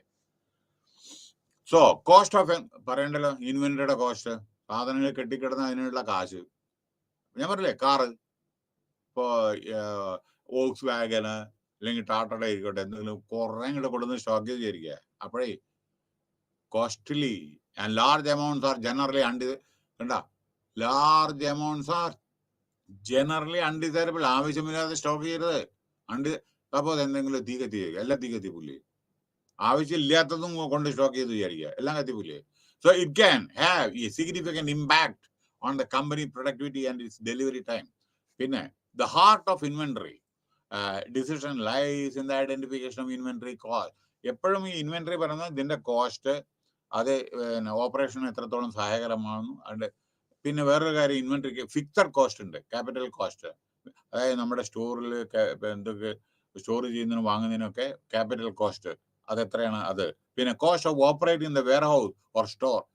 ഈ വെയർ ഹൗസ് വേറൊരു കാര്യം, ചിലപ്പോഴേ ഇത് വേറൊരു സ്ഥലത്ത് കൊണ്ടുപോയിട്ട് സ്റ്റോർ ചെയ്യേണ്ടി വരും ചിലത്, മറ്റുള്ളവരുടെ ഗോഡൌണിലൊക്കെ. അപ്പൊ അതിന്റെ കോസ്റ്റ് നോക്കണം, സ്റ്റോർ. പിന്നെ ഇതിനു വേണ്ടി ജനങ്ങൾ ആള് വേണ്ടേ, എംപ്ലോയി. അപ്പൊ അവരുടെ സാലറി ഒക്കെ ഇല്ലേ. പേഴ്സണൽ കോസ്റ്റ് പറഞ്ഞാൽ എംപ്ലോയീസിന്റെ സാലറി. അടുത്ത വേരിയബിൾ കോസ്റ്റ്. ഇത് കൂടാതെ ഇൻവെന്ററിയുടെ ക്യാപിറ്റൽ ഇൻവെന്ററിയുടെ കോസ്റ്റ്. ഇൻഷുറൻസ് വേണ്ടേ? ഈ സാധനങ്ങൾ ഇൻഷുറൻസ് ഇല്ലെങ്കിൽ എന്താ ചെയ്യാ? സപ്പോസ് വെള്ളം കയറി, ഫ്ലഡില് വെള്ളം കയറി, അറിയില്ല നിങ്ങൾക്ക്, കേരളത്തിന് 2 കൊല്ലം മുമ്പേ വെള്ളം കയറിയപ്പോ മുഴുവൻ കാറ് സ്റ്റോക്ക് ചെയ്യുന്ന ഇതെല്ലാം മുഴുവൻ ചളിവെള്ളം വന്നിട്ട് എഞ്ചിനിൽ കയറി, എല്ലാം വളരെയധികം. അപ്പൊ ഹ്യൂജ് നമ്പർ ഓഫ് കാറും മറ്റേതൊക്കെ കിടക്കുന്നുണ്ടായിരുന്നു. ചിലത് ഒളിച്ചുപോയി, പക്ഷെ മറ്റേതൊക്കെ പിന്നെ ചിലവർ തല്ലി പൊളിച്ച് വെക്കേണ്ടി വന്നു. കാരണം അതിൻ്റെ ഉള്ളിൽ മുഴുവൻ എഞ്ചിൻ എല്ലാം തകരാറായി. ഈ മണ്ണ് കുത്തിയൊലിച്ച് വന്നേ, ചളിയൊക്കെ നിറഞ്ഞ എഞ്ചിൻ്റെ ഉള്ളിലൊക്കെ പോയിട്ട്. സോ ലോസസ് ഡ്യൂ ടു ഒബ്സൊലിസൻസ്, അതായത് നമ്മുടെ പഴക്കം ചെന്നത്. തെഫ്റ്റ്, ഗോഡൌണിൽ തെഫ്റ്റ് വരില്ലേ ചിലപ്പോ. സ്പോയിലേജ്, അതായത് കേടുവരുന്നത്, ചിലത് കുറെ കാലം കഴിഞ്ഞാൽ കേടുവരുന്ന സാധനം അതാണുണ്ടാവും. Cost of rendering warehouse or storage. പിന്നെ നിങ്ങൾ ഈ Bombay port, Visakhapatnam port, Cochin port, ഇവിടെ സാധനം സ്റ്റോക്ക് വന്ന ഉടനെ അവര് ആദ്യത്തെ ദിവസം സ്റ്റോർ ചെയ്യും. പിന്നെ വേറെ ഇതിന് പൈസ കൊടുക്കണം. വെയർ ഹൗസിന് നമ്മളെവിടെ സ്റ്റോർ ചെയ്യാന്ന് വെച്ചാൽ ഗോഡൌണിൽ പൈസ കൊടുക്കണം, ഹ്യൂജ്. പിന്നെ ഡെമറേജ് ചാർജസ്, ഇതൊക്കെ പലതും കൊടുക്കണം. അപ്പൊ inventory control technique ABC analysis. എന്താണ് ABC അനലൈസ് അറിയോ? അതായത് നോക്കൂ, നമ്മളെ ചിലപ്പോൾ നമ്മൾ പ്രൊഡ്യൂസ് ചെയ്യുന്ന സമയത്ത് എന്തെങ്കിലും സാധനങ്ങളൊക്കെ നമ്മുടെ സാധനങ്ങൾ ABC അനലൈസിസ്. എന്ന് പറഞ്ഞാൽ ചില ഐറ്റം നമ്മൾ ഉണ്ടാക്കുന്നത് പെട്ടെന്ന് വെക്കും. ഇപ്പൊ ഉദാഹരണം തന്നെ, നമ്മുടെ ഒരു കാറ്, മാരുതി കാറ്. എന്തുകൊണ്ട് ഞാൻ പറയുന്നത്, പെട്ടെന്ന് നിങ്ങളുടെ മനസ്സിലേക്ക് പറയാൻ വേണ്ട. മാരുതി കുറെ ബ്രാൻഡ് കാർ ഉണ്ടാക്കുന്നുണ്ട് അല്ലേ. ചില കാർ പെട്ടെന്ന് വെക്കും. ഹൈ കൺസംഷൻ, അതേമാതിരി 10 to 20 ആണ് അത് ഉണ്ടാവും.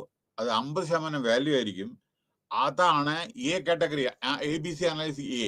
ഏറ്റവും കൂടുതൽ കൺസംഷൻ ഉള്ള ഓരോരോ ഐറ്റം, മനസ്സിലായോ?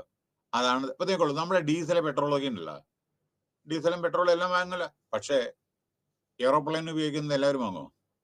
അപ്പൊ ഏതാണ് ആദ്യം വാങ്ങുക, ഏറ്റവും കൂടുതൽ വാങ്ങുന്നത്? അതാണ് ഇത് വരുന്നത് A. ഏറ്റവും ആവശ്യമായത്, പെട്ടെന്ന് ജനങ്ങൾ കൂടുതൽ വാങ്ങുന്നത്, കൺസംഷൻ കൂടുതൽ A. പിന്നെ B പറഞ്ഞാൽ മീഡിയം കൺസംഷൻ, അതായത് അത് 20% മുതൽ 30% അതിന്റെ വാല്യൂ. അതായത് മീഡിയം ആയിട്ടുള്ള കുറച്ച് ഇതായിട്ട് ഇടയ്ക്കിടയ്ക്ക് വിൽക്കുന്നില്ല ചിലത്, അതാണ് മീഡിയം, അതാണ് B. ABC ആണ്.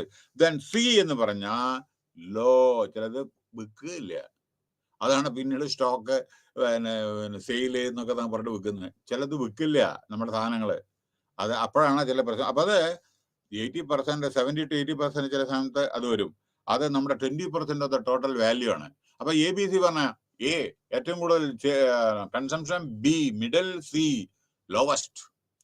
പിന്നെ economic order, quantity, just in time. Economy അറിയാലോ, ക്വാണ്ടിറ്റി ഇതിലൊക്കെ എത്ര ക്വാണ്ടിറ്റി വേണം അതനുസരിച്ച് മാത്രം, ആവശ്യമില്ലാതെ വാങ്ങരുത്. കാരണം 10 കാറ് വേണമെച്ചാൽ 30 കാർ ഓർഡർ ചെയ്യരുത്. കാരണം നമ്മുടെ ഓരോ ഗവൺമെന്റിൽ കാണാറില്ലല്ലോ. നമുക്ക് പേര് പറയുന്നില്ല. ഇപ്പൊ ഇവിടെ തന്നെ കണ്ടു ഇന്നലെ ഒരാൾക്ക് ബുള്ളറ്റ് പ്രൂഫ് കാർ 35 ലക്ഷം. ഇവിടെ ശമ്പളം കൊടുക്കാൻ ആവശ്യമില്ല, 35 ലക്ഷം ഒരാളുടെ കാറിന്. മനസ്സിലായില്ലേ? അപ്പൊ ഇനി പോട്ടെ. അപ്പൊ നമ്മൾ ഈ ക്വാണ്ടിറ്റി, ആവശ്യമുള്ള ക്വാണ്ടിറ്റി നമ്മൾ വാങ്ങാൻ പറ്റും. ക്വാണ്ടിറ്റി കൂടുതലാണെന്നുണ്ടെങ്കിൽ അതിനനുസരിച്ച് പൈസയും കൂടും. പൈസ ആവശ്യം, നമ്മുടെ മണി ബ്ലോക്ക് ആവില്ലേ? പിന്നെ ഗവൺമെന്റിലാണ് ഇത് ടാക്സ് ബേസിന്റെ കാശല്ലേ, മനസ്സിലായില്ലേ? അല്ലാണ്ട് ഗവൺമെന്റിൽ വേറെ ആരെങ്കിലും ഓഫീസറുടെ പകരം നല്ല കാശ്. ഇപ്പൊ ചീഫ് മിനിസ്റ്ററുടെ അല്ലെങ്കിൽ നമ്മുടെ ഫൈനാൻസ് മിനിസ്റ്ററുടെ പകരം നല്ല കാശ്, ടാക്സ് പേയുടെ കാശാണ്. അപ്പോൾ വളരെ സൂക്ഷിച്ച് ഓരോരോ പൈസ.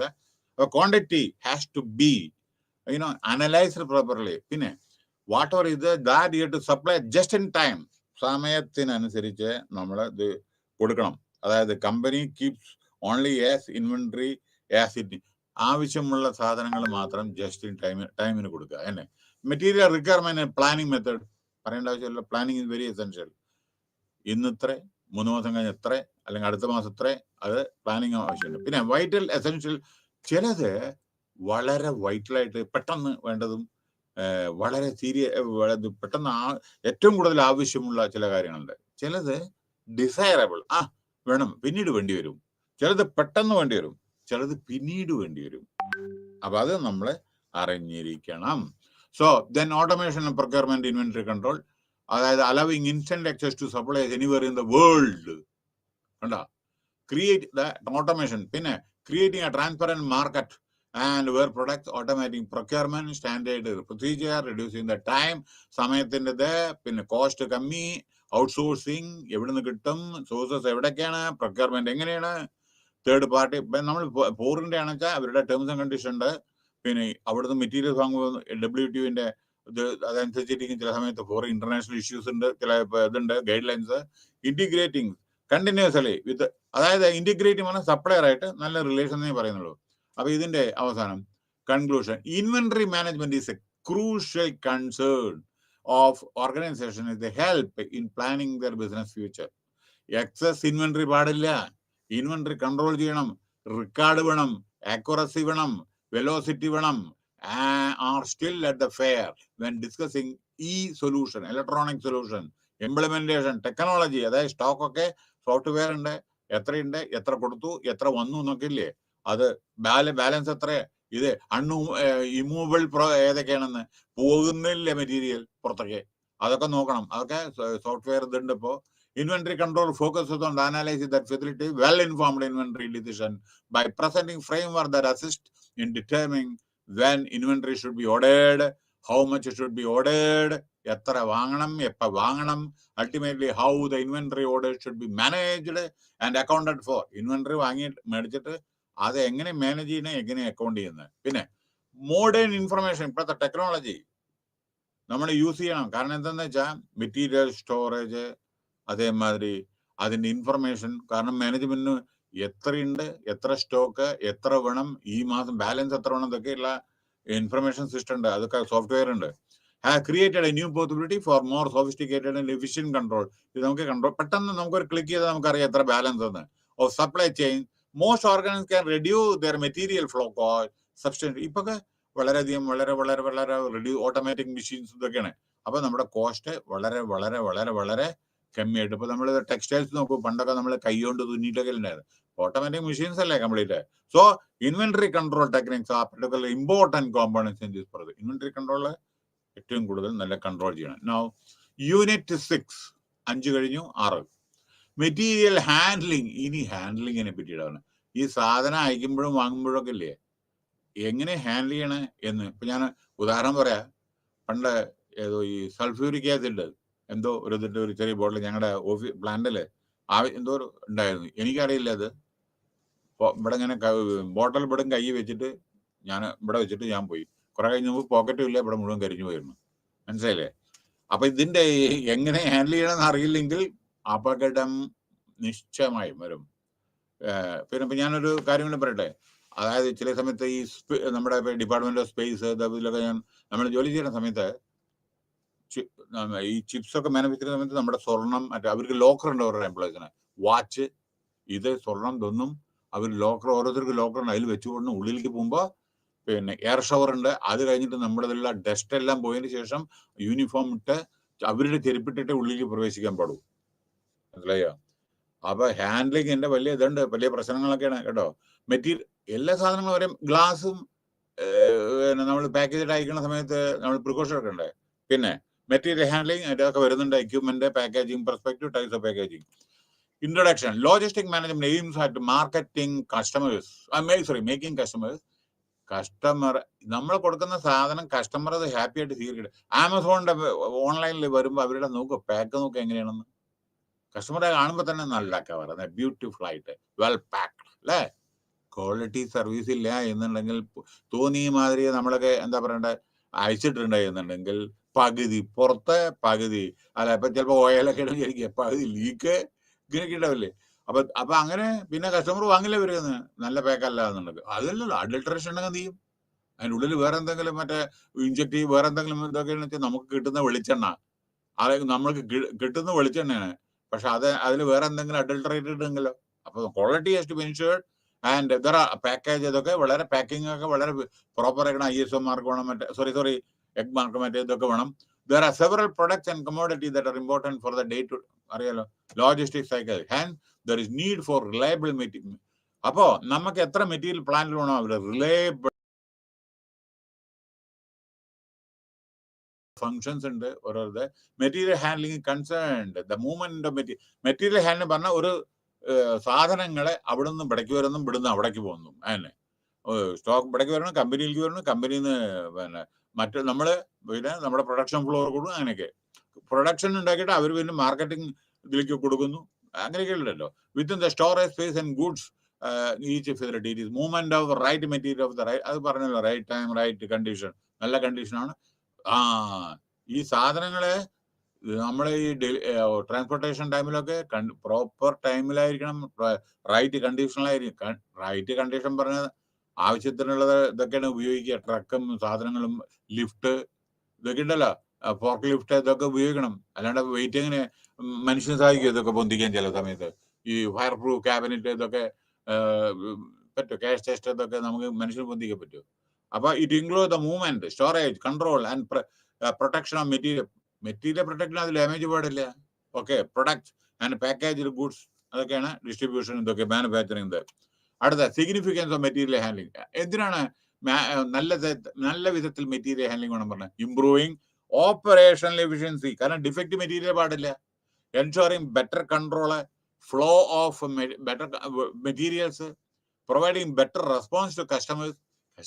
നമ്മൾ ഉണ്ടാക്കിയ സാധനം നമ്മൾ കസ്റ്റമർക്ക് അയക്കുമ്പോൾ അപ്പൊ നോക്കുള്ളൂ. ഞാൻ പറഞ്ഞില്ലേ ആമസോൺ ഉണ്ടാക്കുക പാക്കറ്റ് ഉണ്ട്, അതേമാതിരി നല്ല പാക്കായിരിക്കണം ഓരോ സാധനങ്ങൾ. അത് കസ്റ്റമർ സാറ്റിസ്ഫൈ ചെയ്യണം. അല്ലാണ്ട് തോന്നിയ മാതിരി നമ്മുടെ നമ്മുടെ കൊറിയർ വരുന്നുണ്ട്. ചിലയിടത്ത് അത് പ്ലാസ്റ്റിക് കവറ്, അതിൻ്റെ ഇടയിൽ ഇത് മഴ പെയ്ത ഒരു കുഴപ്പം വരാതെ അതിൻ്റെ ഉള്ളിൽ പറ്റി അങ്ങനെയൊക്കെയുള്ള പാക്കുണ്ട്. ചിലത് ഓർഡിനറി കവറിലിട്ടായിരിക്കും. അപ്പൊ ഈ പാക്കിങ്ങില് നമുക്ക് വളരെ സാറ്റിസ്ഫൈഡ് ആവണം കസ്റ്റമർ. അല്ലെങ്കിൽ ചിലപ്പോൾ നമ്മളെ വേറെ കൊറിയറിനെ അല്ലെങ്കിൽ വേറെ ഏതെങ്കിലും സപ്ലൈ ഇതിന് നോക്കും. Promoting safety, material handling safety ensure ചെയ്യണം. വെയിറ്റ്, ആരത് കൊണ്ടുപോകണ സാധനം? അവരെ വല്ല ട്രെയിൻഡ് ആണോ? അവർക്ക് ഈ ഇതേമാതിരിയുള്ള സാധനങ്ങൾ കൊണ്ടുപോകുമ്പോൾ അറിയാം എന്ത്. ചിലപ്പോൾ നമ്മൾ പെട്രോൾ കൊണ്ടുപോയി ക്യാൻ എന്തെങ്കിലും വിചാരിക്കുക, അതിൻ്റെ ഇടയ്ക്ക് സിഗരറ്റും വെച്ചിരുന്ന് ഇരുന്ന എന്താ സ്ഥിതി? അപ്പൊ ഇതൊക്കെ വെൽ ട്രെയിൻഡ് ആളുകൾ, സ്കില്ലുള്ള ആളുകളെ ഇതൊക്കെ ഹാൻഡിൽ ചെയ്യാൻ പാടും പല കാര്യങ്ങളും. So material handling is significant as it is involve. പൈസ ചിലപ്പോൾ അത് ഡാമേജ് ആയ പൈസ പൊട്ടിയാ കീപ്പിട്ട് വീണു, പൈസ പോയില്ല നമ്മുടെ. ഒരു case frequent handling of sub component ensures increase safety. പറയണ്ടല്ലോ. Decreases damage. അപ്പൊ നമ്മളെ ഡാമേജസ് ഓരോരോ പാർട്ടിന്റെ മെറ്റീരിയൽസിന്റെ ഡാമേജ് നമ്മൾ കൺട്രോൾ ചെയ്യണം. Dimension of material handling, movement പറയണ്ടല്ലോ, ടൈം പറയണ്ടല്ലോ, ക്വാണ്ടിറ്റി പറയണ്ടല്ലോ, പിന്നെ സ്പേസ്.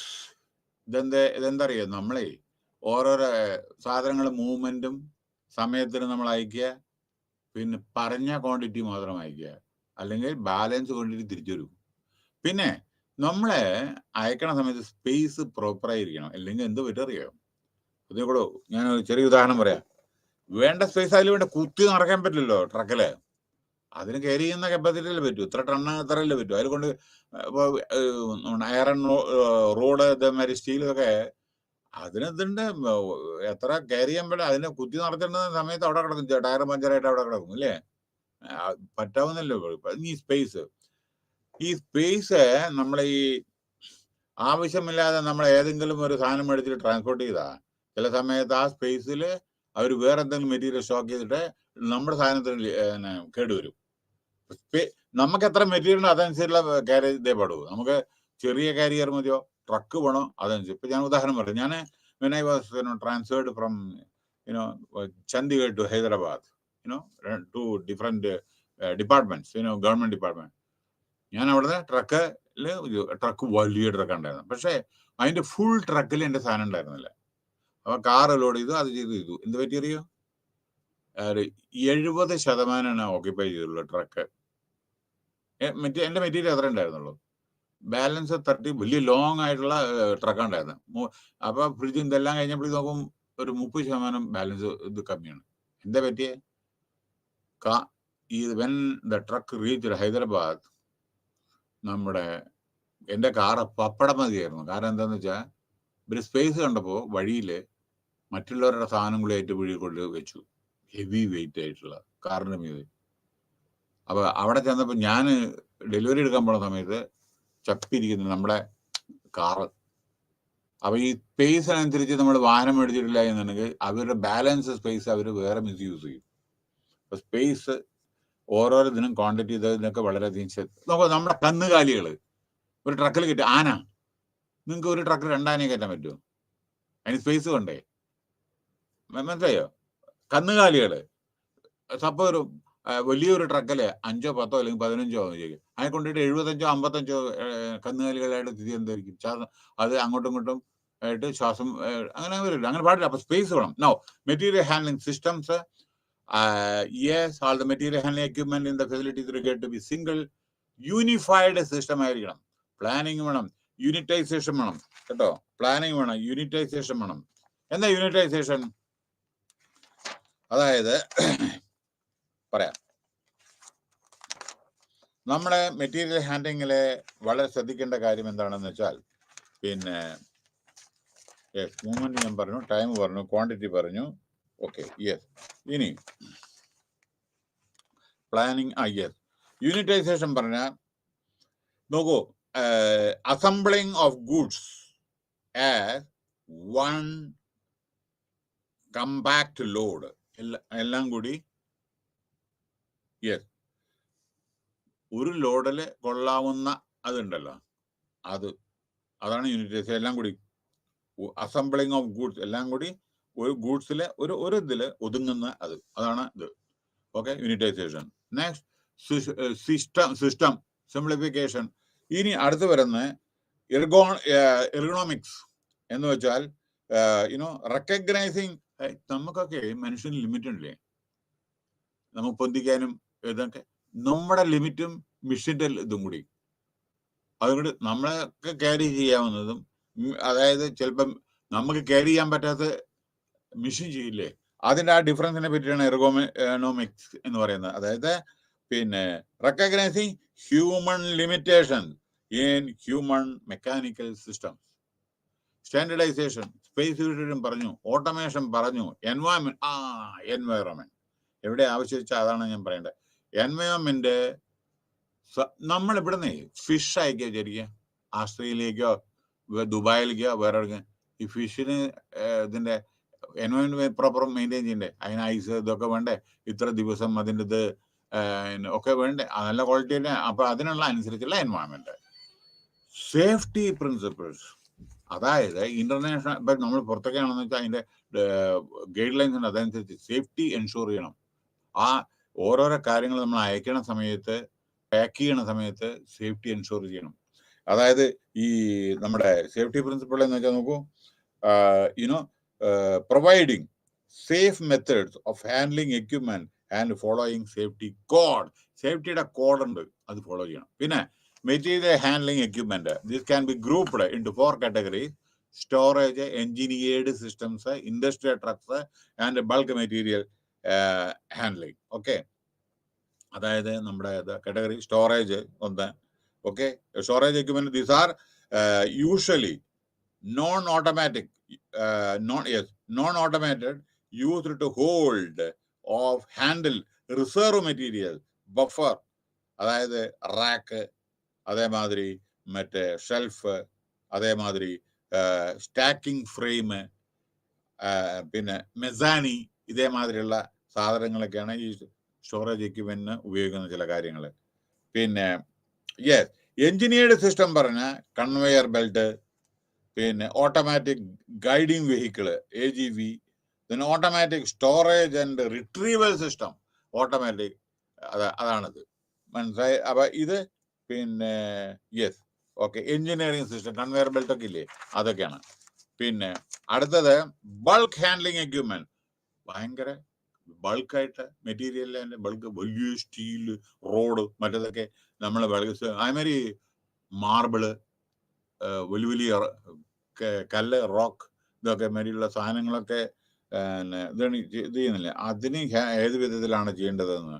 പിന്നെ കൺവെയർ ഉണ്ട്, സ്റ്റേക്കർ ഉണ്ട്, റീക്ലൈനർ ഉണ്ട്, പിന്നെ എലിവേറ്റർ ഉണ്ട്, ഹോപ്പേഴ്സ് ഉണ്ട്, പിന്നെ നിലവിറ, മുറി, ഇതൊക്കെ അങ്ങനെ പല പല പല പല ഇതുണ്ട് ഹാൻഡ്ലിങ്, മെറ്റീരിയൽ ഹാൻഡ്ലിങ്ങിന്. സ്റ്റോറേജ് എക്യുപ്മെന്റ്, അതില് സ്റ്റേക്കിംഗ്, ഷെൽഫ്, മെഷീൻസ്, അതിനെ പറ്റിയിട്ടാണ് പറഞ്ഞത്. ഇനി packaging, yes, okay, principles, industrial trucks ഞാൻ പറഞ്ഞു, ഓട്ടോമാറ്റിക് അത് പറഞ്ഞു അല്ലേ. Okay, no bulk handling equipment. എന്താണ് bulk handling equipment? Conveyors of various types for different types of bulk material. Stakers are usually automated pile bulk material into stock piles. Recliners retrieve material from stock piles. അതാണ് bulk ഹാൻഡ്ലിംഗിന്റെ. Bucket elevators use bucket attached to a rotating chain or belt to carry material. നമ്മളെ വലിയ 20 നില 30 നില building താഴ്ന്നുള്ള മണ്ണും സിമെന്റും മേപ്പിട്ട് കൊണ്ടുപോകുന്നില്ലേ, പിന്നെ vertically. So grain elevators are tall buildings for storing grain, having equipment to convey the grain to the top of the elevator, നമ്മുടെ lift, when it is sent out for processing. മനസ്സിലായില്ലേ? പിന്നെ hoppers എന്താണ്? are funnel typed container that allow material to be poured and dumped from one container to another container. ഒരു കണ്ടെയ്നറിൽ നിന്ന് മറ്റേ കണ്ടെയ്നറിൽ സാധനം ഇത് ചെയ്യുന്നതിനെയാണ് ഇത് പറയുക, hoppers. Then silos, and okay, yes, okay, now silos ഉണ്ട്, പിന്നെ are generally large storage structure for bulk material without any equipment to convey the material to the top like grain elevators. Okay, now packaging perspective, packaging aims at, എന്തിനാണ് അതായത് അതിൽ product identification വേണം. ഒരു പാക്കറ്റില് എന്താണ് product, എന്ത് സാധനം, അതിന്റെ protection വേണം, പ്രൊമോഷൻ വേണം, അതിന്റെ ഇത്. അതേമാതിരി ഇതിങ്ങനെ കാണുമ്പോൾ ആളുകൾക്ക് ഇതുണ്ടല്ലോ ഓരോ ഇത്. പ്രൊഡക്റ്റ് ഇൻഫർമേഷൻ നോക്കൂ, ഒരു സാധനത്തെ എന്താണത്, ഗ്ലാസ് ആണെന്ന് വെച്ചാൽ അതിന്റെ എയറോ മാർക്ക് ഉണ്ടാവും, എവിടുന്നാണോ തുറക്കേണ്ടതെന്ന്, അതെന്താണ് ഇതിന്റെ ഉള്ളില്, TV ആണോ വേറെ എന്തെങ്കിലും ആണോ, അത് എക്സ്പ്ലോസീവ് ഐറ്റംസ് ആണോ, അതിൽ പ്രൊഡക്റ്റ് ഇൻഫർമേഷൻ വേണം, പ്രൊഡക്റ്റ് കമ്മ്യൂണിക്കേഷൻ വേണം. അത് വായിച്ചാൽ മനസ്സിലാവും എന്താണ് പാക്കറ്റിലെന്ന്. Packaging is used as under to move material throughout the various stages of logistic management process. പിന്നെ assembly, automation, transportation, warehousing, പറഞ്ഞ ഗോഡൌണ്, ഹോൾഡിംഗ് ഓർഡർ. ചില സമയത്ത് ഓർഡർ ഉണ്ട്, ചില സമയത്ത് നമുക്ക് കുറച്ച് കഴിഞ്ഞ് സപ്ലൈ ചെയ്താൽ മതി, അപ്പം ഹോൾഡ് ചെയ്യുക അങ്ങനെ, അല്ലെങ്കിൽ ചിലപ്പോൾ മെറ്റീരിയൽസ് ഒക്കെ വരാൻ ചിലപ്പോൾ താമസം, ഇതൊക്കെയാണ്. പിന്നെ പാക്കേജിങ്ങിൽ ഏറ്റവും ശ്രദ്ധിക്കേണ്ട കാര്യങ്ങൾ കണ്ടെയ്ൻമെന്റ്, പ്രൊട്ടക്ഷൻ, പിന്നെ അപ്പോർഷൻ. അതായത് നമ്മളൊരു ഇതില് നമ്മുടെ കണ്ടെയ്നറിൽ ഇത്ര ഇതില് ഇത്, അത് കഴിഞ്ഞിട്ട് ഇത്ര, അത് സെപ്പറേറ്റ് ആയിട്ടുള്ള അപ്പോർഷൻ ചെയ്ത് ഇതിലിത് അതിലിത്, അങ്ങനെ ചിലപ്പോൾ 2 or 3 ഇതുണ്ടാവും, അറ. പിന്നെ യൂണിറ്റൈസേഷൻ ഞാൻ എന്താ ആൾറെഡി ഞാൻ പറഞ്ഞു. പിന്നെ കൺവീനിയൻസ് ആളുകളുടെ സൗകര്യം അനുസരിച്ച്. കമ്മ്യൂണിക്കേഷൻ, മാർക്കറ്റിംഗ്, സസ്റ്റൈനബിലിറ്റി, അതായത് ഏറ്റവും പ്രയോജനം പെട്ട സാധനങ്ങൾ. So in general packaging is good if it fulfills the following requirement: conveying, yes, when okay, conveying, attractive, economical, വളരെ നല്ല വിധത്തിൽ പാക്ക് ചെയ്യണം. അത് അട്രാക്ഷൻ വേണം. എക്കണോമിക്കലാണ്, പൈസ കൂടുതലാവരുത്. പ്രൊട്ടക്ഷൻ വേണം. അതിൻ്റെ ഉള്ളിലത്തെ സാധനം പ്രൊട്ടക്ട് ചെയ്യണം. Packer, communicative. ദെൻ ആ കമ്മ്യൂണിക്കേറ്റീവ് പറഞ്ഞാൽ അതിൻ്റെ മുകളിൽ ഇൻസ്ട്രക്ഷൻസ് ഉണ്ടാവല്ലോ, ഇതെന്താ ഇതിനുള്ള അതിന് ടൈപ്പ് ഓഫ് പാക്കിങ്. എങ്ങനെയൊക്കെ പാക്ക് ചെയ്യുക? കണ്ടെയ്നർ ഉണ്ട്, പാലറ്റ്സ് ഉണ്ട്, ഡണ്ണേജ് ഉണ്ട്. അത് പറയാൻ എന്താണെന്ന്. നോ, കണ്ടെയ്നർ പറഞ്ഞാൽ പാത്രങ്ങൾ, അതേമാതിരിയുള്ള ചില കാര്യങ്ങളുണ്ടല്ലോ, hold, protect and organise products. Container പിന്നെ നിങ്ങൾക്ക് അറിയാലോ. പാലറ്റ്സ് എന്ന് പറഞ്ഞിട്ടുണ്ടെങ്കിൽ these made of wood, plastic or metal, steel or aluminium, provide a portable, horizontal, rigid platform. അതായത് ഓരോ മെറ്റീരിയൽ കൊണ്ടുപോകാൻ വേണ്ടിയിട്ട് ഉപയോഗിക്കുന്നത്. ഡണ്ണേജ് പറഞ്ഞാൽ ഇത് use in securing and bracing the products during shipment. Unitisers പറഞ്ഞാൽ material that hold several item together to form a complete load. ഒരു ലോഡിന് വേണ്ടി ഉപയോഗിക്കുന്നത്, എല്ലാം കൂടി കമ്പൈൻ ചെയ്തിട്ട്. പിന്നെ kinds of packing, plastic packaging ഉണ്ട്, പേപ്പർ ബേസ്ഡ് പാക്കേജിംഗ് ഉണ്ട്, പേപ്പർ ബോർഡ് ഉണ്ട്, കമ്പൈൻഡ് പ്ലാസ്റ്റിക്കിൽ ഓരോരോ packet, plastic boxes, sturdy boxes, foiled, എണ്ണ ഇതില്ലേ നമ്മുടെ ഓരോ സാധനങ്ങൾ, ചോക്ലേറ്റ് മറ്റേതൊക്കെ ഇല്ല, അതേമാതിരിയുള്ള ചില ഇതൊക്കെ ഉണ്ടല്ലേ, അതർ മെറ്റീരിയൽ, ഡിസ്പോസിബിൾ. പിന്നെ ഇത് കഴിഞ്ഞ ഉടനെ ഇത് നമ്മളെ ഉണ്ടല്ലോ ചില മെറ്റീരിയൽസ് നമ്മൾ കഴിഞ്ഞ ഉടനെ വലിച്ചെറിയുന്നില്ലേ നമ്മൾ, അല്ലേ? ഇപ്പൊ നമ്മൾ കുടിക്കുന്ന മിനറൽ വാട്ടർ, ആ ബോട്ടിൽ കഴിഞ്ഞ് നമ്മൾ വലിച്ചെറിയുന്നു, പക്ഷെ അത് കംപ്ലീറ്റ്ലി പാക്കഡ് അല്ലേ, പ്രോപ്പറായിട്ട് അല്ലേ? ഓക്കെ. പിന്നെ യെസ്, അപ്പൊ ഇവിടെ പറയുന്നത് ഒരു കാര്യം കൂടി ഉണ്ട്. എവിടെ? Sturdy box, plastic pack boxes വളരെ ശ്രദ്ധിക്കേണ്ടതെന്ന് വെച്ചാൽ പ്ലാസ്റ്റിക് വളരെ നമ്മൾ ഗൗരവപരമായിട്ടുള്ളതാണ്. ചില ഇഷ്യൂസ് ഉണ്ട്. അത് നമ്മൾ മിസ്യൂസ് ചെയ്യരുത് ബോക്സസ് ഒക്കെ. എന്താ കാരണം എന്ന് വെച്ചാൽ എവിടെ ഞാൻ നോട്ട് ചെയ്തിട്ടുണ്ട്, നമ്മുടെ പ്ലാസ്റ്റിക് ഉണ്ടല്ലോ, ഈ പ്ലാസ്റ്റിക് നോക്കൂ, 80% of the total solid waste generated in India, 8%. നമ്മുടെ ടോട്ടൽ സോളിഡ് വേസ്റ്റ് 8% പ്ലാസ്റ്റിക് ആണ്. അപ്പൊ ഇത് ശ്രദ്ധിക്കണം. പിന്നെ other material, disposal of packaging waste. Okay, now the issue disposal of packaging waste എങ്ങനെ ഡിസ്പോസ് ചെയ്യണം, വളരെ ശ്രദ്ധിക്കണം. Can be tackled through the following way. Prevention, minimisation. ആദ്യം നമ്മൾ ഈ എക്സസ് വരാതിരിക്കാൻ വേണ്ടി നോക്കുക, പിന്നെ കമ്മിയാക്കാൻ വേണ്ടി നോക്കുക സാധനങ്ങൾ. അതായത് നമ്മൾ എങ്ങനെ ഇത് കമ്മിയാക്കാൻ നോക്കും. അതായത് വേസ്റ്റ് എങ്ങനെ, ഇപ്പൊ നമ്മുടെ വീട്ടിലുള്ള വേസ്റ്റ് നമ്മൾ തന്നെ ഡിസ്പോസ് ചെയ്താൽ പിന്നെ പ്രശ്നമില്ലല്ലോ. അപ്പൊ അങ്ങനെയുള്ള ഓരോ കാര്യങ്ങൾ, മിനിമൈസേഷൻ, അതേമാതിരി റീയൂസ് ചെയ്യാം. ചിലത് റീയൂസ് ചെയ്യാം. അതായത് ചിലപ്പോൾ നോക്കൂ, ഒരു സിംഗിൾ ഒരു വൈറ്റ് പേപ്പറാണോ ശരി, അതിന് പിന്നിലും എഴുതാമല്ലോ, റീയൂസ് ചെയ്യില്ല, പിന്നിലും എഴുതാം. അതേമാതിരി പല പ്ലാസ്റ്റിക്, അങ്ങനെ റൊട്ടേഷൻ ബേസ് പേപ്പർ, അങ്ങനെ നമ്മൾക്ക് റീസൈക്കിൾ ചെയ്യാലോ, പുതിയ ന്യൂസ് പേപ്പറും മറ്റേതൊക്കെ ഇല്ലേ. പിന്നെ ഡിസ്പോസൽ വളരെ പ്രോപ്പർ ആയിരിക്കണം. ഇനി conclusion, material handling and packaging is a key component of logistic management, അല്ലേ? വളരെ പ്രധാനപ്പെട്ട ഒരു കാര്യമാണ് material handling and packaging is a key component of logistic management. Generally we see that any material or product when ordered is handled and packed to be sent to customer. എപ്പോഴും ഓർഡറിനനുസരിച്ച് നമ്മൾ പ്രോപ്പറായി pack ചെയ്ത്, കാരണം ചില സാധനങ്ങളൊക്കെ ഉണ്ടല്ലോ നമ്മളെ വളരെ പാക്കിങ്ങിന് വളരെ നമ്മൾ ഇതുണ്ട്, അത് ഈ ഇത്തരത്തിലുള്ള നല്ല പാക്കേജിന് അതിന് ടാലന്റഡ് ആളുകളായിരിക്കും, അതിനുള്ള ക്വാളിഫൈഡ് ആളുകളായിരിക്കണം പാക്കിങ്ങിൽ. അത് ശ്രദ്ധിക്കണം. പിന്നെ material handling is a key activity that ensures safety of the product. അപ്പോൾ ഹാൻഡ്ലിങ്ങിൽ സേഫ്റ്റി ഉണ്ട്. അത് ഓരോരോ പ്രൊഡക്റ്റിന്റെ സേഫ്റ്റി, അല്ലെങ്കിൽ അത് നാശമായി പോവും, അല്ലേ? അപ്പോൾ the package products as well dealing with the products, അല്ലെങ്കിൽ സാധനം നശിച്ചു പോകും. അങ്ങനെ the package serve as A means of identifying the product in a way.